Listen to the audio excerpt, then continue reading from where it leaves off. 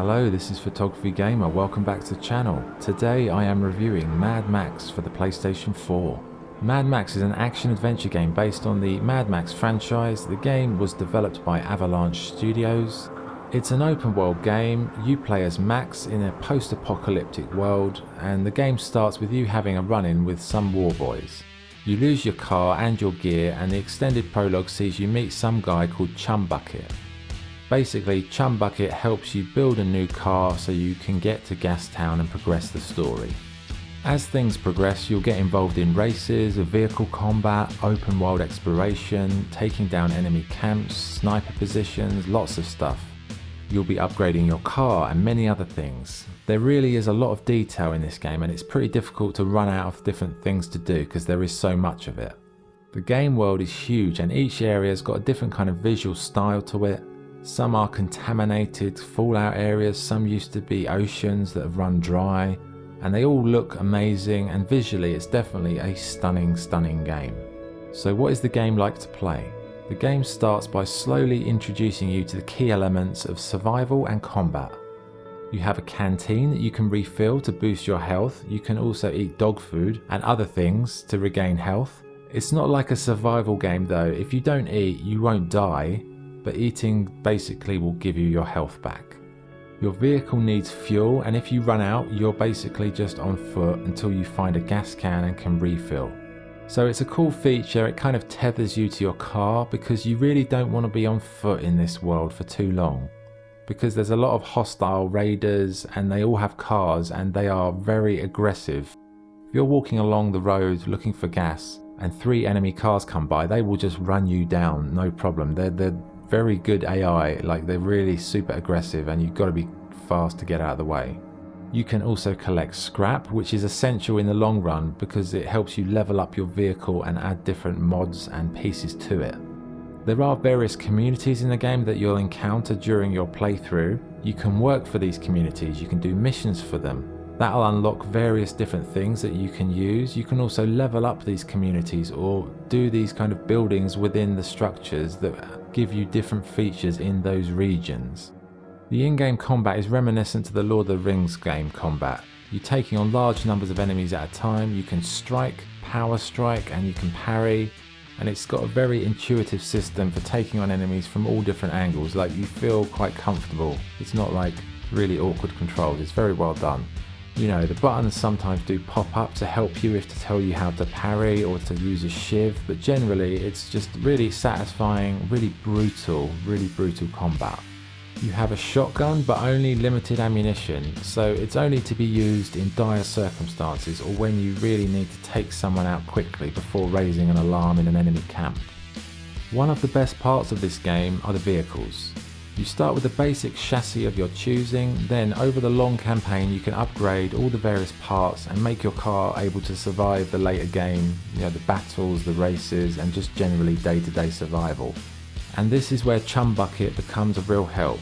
He's this kind of mutated mechanic of sorts, and he joins you early on, and he basically just rides on the back of your car, says lots of ridiculous stuff, and upgrades your car, fires harpoons, fixes things. Just generally he's like your assistant.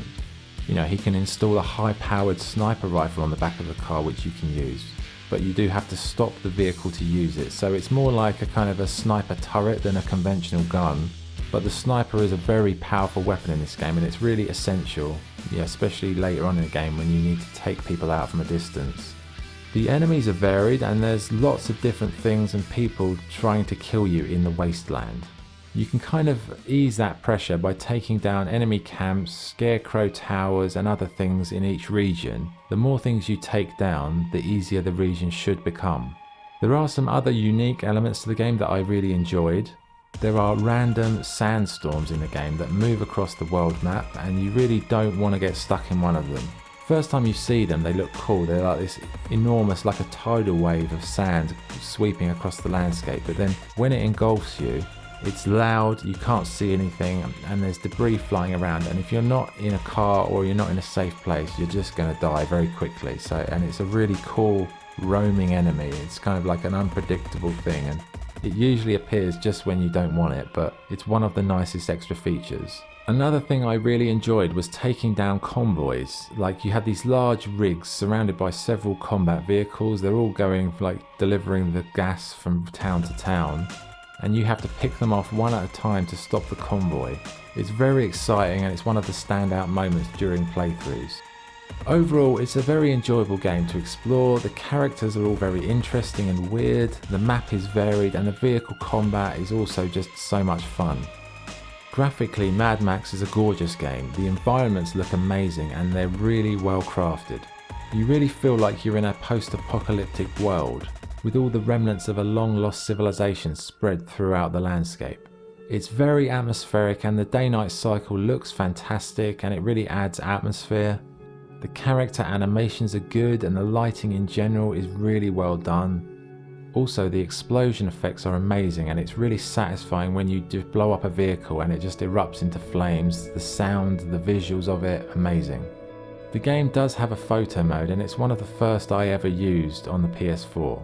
It's got a very wide camera and you can swoop right out to shoot panoramic landscape shots, and it's got lots of nice filters and effects you can use. You can alter the focal depth, the blur range, you can add logos, various other things, exposure.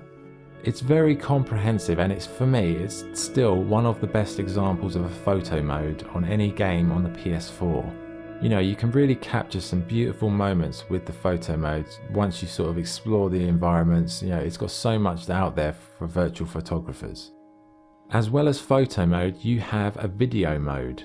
Now, this is a little bit complicated, but once you know how it works, it is amazing. Basically, you go into photo mode, you add filters, you change all the effects that you want to feature, and then you click a button to go into video mode. And then you can start recording the action with all those filters and effects over the footage. You can even plug in a second controller and have a friend direct it visually. They can change the angle of the camera, the roll, they can do it up and down, zoom in, change the focal depth live while you're playing. It's like having a live cinematographer accompanying your gameplay. I mean, it is a bit of a challenge because you've kind of got to work together, because, you know, if you move the camera away from what's happening, it's impossible to see what you're doing. But after a bit of practice, after a little bit of planning between two people, you can really do some awesome stuff. Like, you can have crazy chases, combat sequences, you can do panoramic kind of atmospheric shots. But you don't need two people to do it. You can just set the camera up on a still and then do some sort of cinematic action within the frame. So it's like a living photograph. It's a really welcome addition, and it adds a lot more depth to the creative element of the photo mode. I really loved it, and I still play it and enjoy that mode to try and create some interesting stuff in this review that you're watching right now. The sound is fantastic, in particular the sounds of the cars. They've got real muscle and grunt in the engine sound effects. You really feel a sense of power when you're driving, and when the car is upgraded it sounds like an absolute beast. The voice acting is a very good quality, and the musical score is also fantastic. The ambience in the different environments is very tactile, and it really adds a sense of atmosphere to what you're doing. Also, playing with headphones is recommended to get the full experience. Okay, so what's good and what's bad? What's good? The game has a good story, and it's always evolving and keeping you interested. The game world is huge and full of variety and cool details. The graphics are fantastic.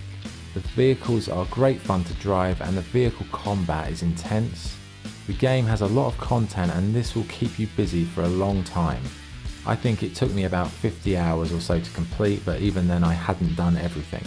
The photo mode and video mode are both excellent, and they're just really good additions. If you're a creative person, a virtual photographer or a budding cinematographer, this is a perfect game for you to kind of experiment and learn a few things and try different things out in a virtual way without having to do it in real life.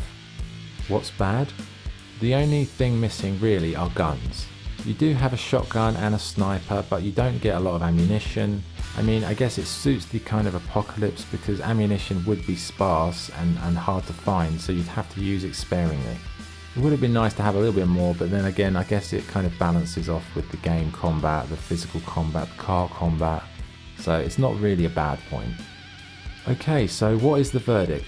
Mad Max is an amazing game. It wasn't a game I expected much from, I bought it years ago, and as soon as I started playing it, I just fell in love with it. It's beautifully crafted, it's a fantastic piece of work, it's exciting, it's fun, it's honestly one of my favourite games I've owned on the PS4.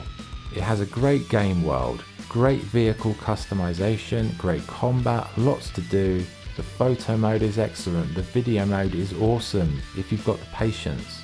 Overall, this game is just absolutely amazing.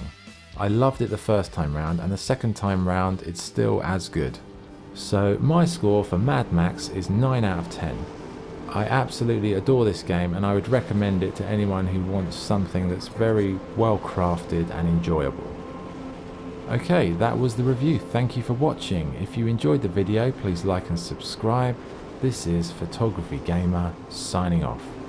Thank you.